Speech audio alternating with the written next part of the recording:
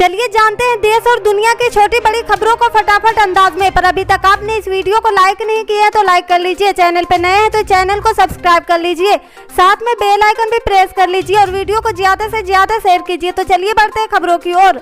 उत्तर प्रदेश में पूर्वांचल के 9 जिलों में विधानसभा के 7वें और आखिरी चरण का मतदान आज हो रहा, जिसमें चंदौली जिला भी शामिल है। लेकिन मतदान से कुछ घंटे पहले ही जिले में सपा और भाजपा के कार्यकर्ताओं की भिड़ंत का मामला सामने आया। आरोप है कि सैयद राजा विधानसभा सीट के सपा प्रत्याशी और उनके समर्थकों ने बीजेपी कार्यकर्ताओं को पीटा है। उधर सपा ने बीजेपी समर्थकों पर मतदाताओं को पैसा बांटने का आरोप लगाया। वहीं पुलिस का कहना है कि इस मामले में विपक्ष द्वारा मुकदमा दर्ज कराया गया और इस मामले की जांच पड़ताल की जा रही।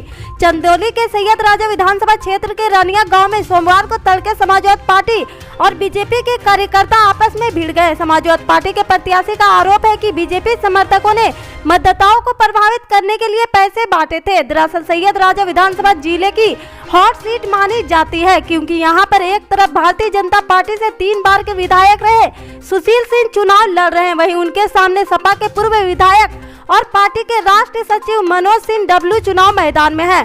दोनों के बीच राजनीतिक प्रतिद्वंदिता काफी दिनों से चली आ रही, जो इस चुनाव में भी देखने को मिल रही।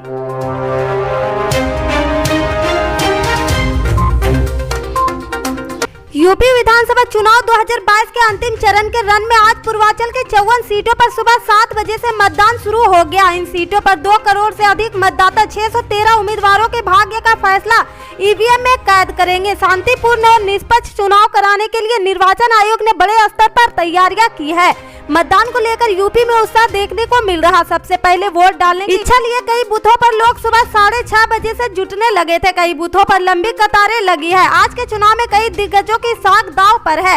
इसमें सुहेलदेव भारतीय समाजवादी पार्टी के अध्यक्ष ओम प्रकाश राजभर, मुख्तार अंसारी के बेटे अब्बास अंसारी, धनंजय सिंह और दारा सिंह चौहान प्रमुख है। आज 9 जिलों में मतदान होना है। इसमें प्रधानमंत्री नरेंद्र मोदी के संसदीय क्षेत्र वाराणसी, आजमगढ़ के अलावा गाजीपुर, मऊ, जौनपुर, मिर्जापुर, सोनभद्र और चंदौली भी शामिल है। अपडेट्स के मुताबिक उत्तर प्रदेश विधानसभा चुनाव के लिए 7वें चरण के मतदान के बीच समाजवादी पार्टी के सुप्रीमो अखिलेश यादव बीजेपी पर निशाना साधा है। उन्होंने रूस यूक्रेन में जारी युद्ध के दौरान भारत सरकार द्वारा भारतीयों की निकासी को लेकर कहा कि वाराणसी में चुनाव की वजह से ऑपरेशन गंगा नाम दिया गया। उन्होंने कहा कि केंद्र सरकार न जाने कौन से अंतर्राष्ट्रीय पहचान का दावा करती है। केंद्र सरकार यूक्रेन से भारतीय का रेस्क्यू करने में असफल रही। अगर उन्होंने भारतीयों को सीधे यूक्रेन से रेस्क्यू किया होता तो मैं की तारीफ करता।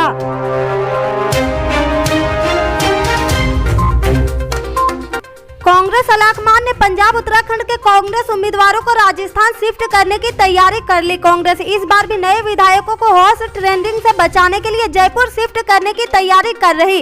इस परिप्रेक्ष्य में कांग्रेस महासचिव प्रियंका गांधी का जयपुर आने का कार्यक्रम अहम माना जा रहा।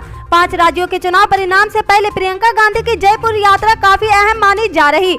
सूत्रों के अनुसार प्रियंका गांधी का आज 1:50 जयपुर आना प्रस्तावित है। शाम 6 बजे एक एनजीओ के कार्यक्रम में भाग लेगी। प्रियंका गांधी 8 मार्च को महिला दिवस पर होने वाली मैराथन रेस को हरी झंडी दिखाएगी। विधायकों की खरीद फरोख्त जैसी स्थिति बनने पर अपनी पार्टी को विधायक को सुरक्षित करने का प्रयास में जुट गई। 5 राज्यों में 10 मार्च को चुनाव परिणाम आएंगे, लेकिन जैसे जैसे परिणाम का दिन नजदीक आ रहा, कांग्रेस सहित सभी दलों के नेताओं की धड़कनें बढ़ रही।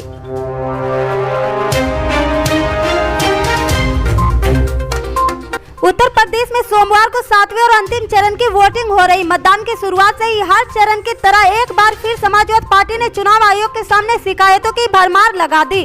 चंदौली में एक बूथ पर साइकिल निशान वाले बटन पर किसी ने फेविक्विक डाल दिया, जिससे मतदान कुछ देर तक बाधित रहा। सपा ने ट्विटर के जरिए इसकी शिकायत की। वहीं चंदौली पुलिस की ओर से बताया कि मतदान दोबारा शुरू हो गया।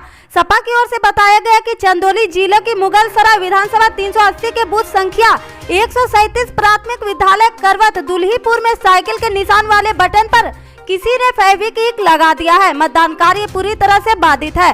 चुनाव आयोग तत्काल संज्ञान ले। पार्टी ने ट्वीट में चुनाव आयोग के अलावा डीएम चंदौली और चंदौली पुलिस को भी टैग किया।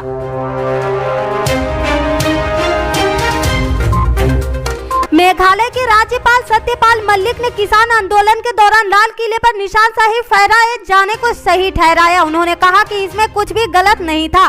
किसान आंदोलन के लिए एक बार फिर केंद्र सरकार और उसके नेताओं की तीखी आलोचना करते हुए मल्लिक ने किसानों से आह्वान किया कि वे सत्ता बदलने और किसानों की सरकार बनाने के लिए एकजुट हो। उन्होंने कहा कि वह राज्यपाल के पद पर उनका कार्यकाल समाप्त होने के बाद खुद देश भर का दौरा कर किसानों को एकजुट करेंगे। मल्लिक का कहना था कि सरकार ने किसानों से आधा अधूरा समझौता कर उन्हें धरने से उठा लिया, लेकिन मामला जस का तस है। राज्यपाल ने आरोप लगाया कि प्रधानमंत्री के एक दोस्त पानीपत में 50 करोड़ क्षेत्र में गोदाम बनाकर रास्ते भाव में गेहूं खरीदने का सपना पाले हुए है। मेघालय के राज्यपाल सत्यपाल मलिक रविवार को यहां गांव कंडेला में आयोजित कंडेला खाप एवं मजरा खाप द्वारा आयोजित किसान समारोह को संबोधित कर रहे मलिक ने यह भी खुलासा किया कि उनके कुछ मित्रों ने सलाह दी थी कि वह उपराष्ट्रपति या राष्ट्रपति बन सकते हैं, इसलिए उन्हें चुप रहना चाहिए। लेकिन मलिक के अनुसार मैंने उन्हें कहा कि मैं इन पदों की परवाह नहीं करता हूं। इससे आगे के अपडेट्स को जानने के लिए जुड़े रहे हमारे राइट न्यूज के साथ। मिलते हैं फिर बड़ी खबर में, तब तक के लिए जय हिंद।